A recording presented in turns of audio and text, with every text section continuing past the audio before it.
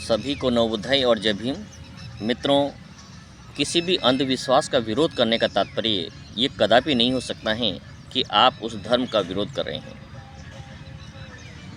कोई भी धर्म मानवता के खिलाफ नहीं हो सकता है, लेकिन समय के अनुसार कुछ स्वार्थी लोगों ने लोगों को अंधविश्वास की तरफ इस तरह से धकेल दिया है कि जिसकी कोई पराकाष्ठा नहीं है।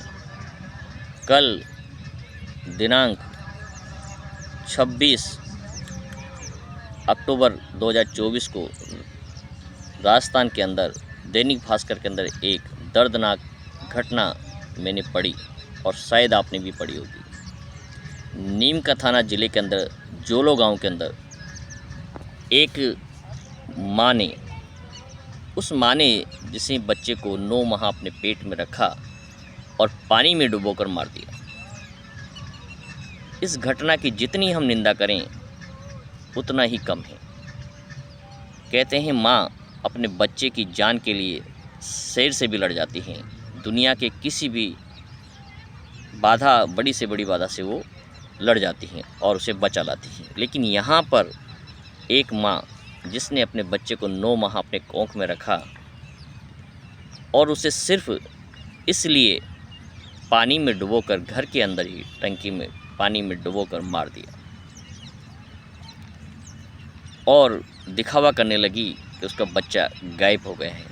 जब उसके परिवार वालों ने पुलिस में रिपोर्ट दर्ज कराई और डॉग स्क्वाड ने उसकी खोजबीन की, तो ये सामने आया कि उस माँ को एक रात पहले ही ऐसा भयानक सपना आया कि देवी प्रभाव से दिखा और उस सपने में उसे बताया गया, उसे ऐसा आभास हुआ कि ये बच्चा उसके परिवार के लिए विनाशकारी है और यदि बच्चा जिंदा रहा तो उसका परिवार खत्म हो जाएगा या संकट में पड़ जाएगा। इसी धार्मिक अंधविश्वास के कारण, रूढ़िवादिता के कारण उस माँ ने अपने उस 19 दिन के मात्र बच्चे को, जो कि मात्र 19 दिन का था, उसे घर के अंदर ही पानी की टंकी में डुबो करके मार दिया।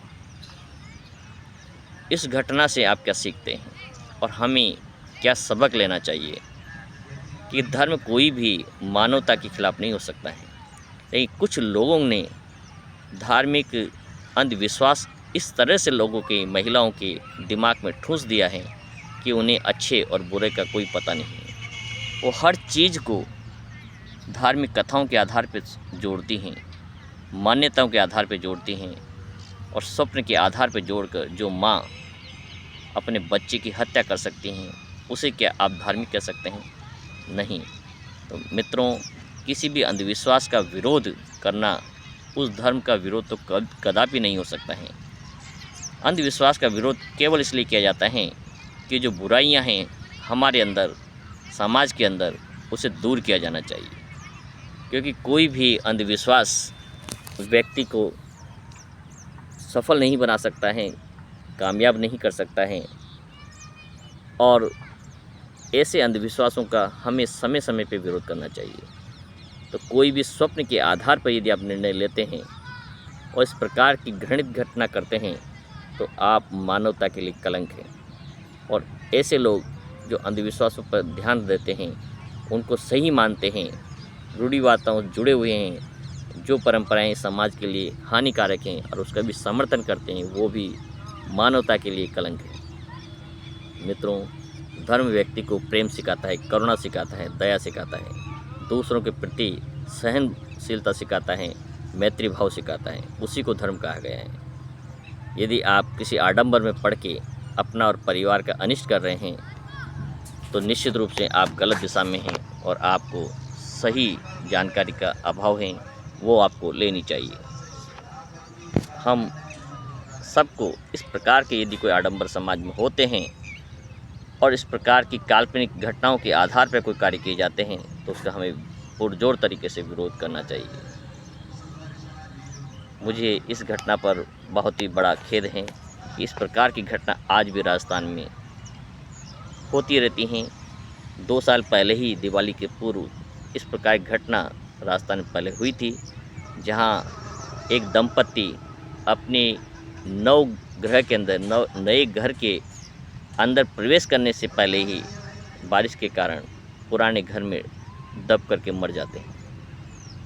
केवल उनका कसूर ये था कि उन्हें अच्छे गृह प्रवेश के मुहूर्त की चिंता थी और उसके इंतज़ार में वो पुराने घर के अंदर ही दब के मर जाते हैं, वो उचित समय आने से पहले ही।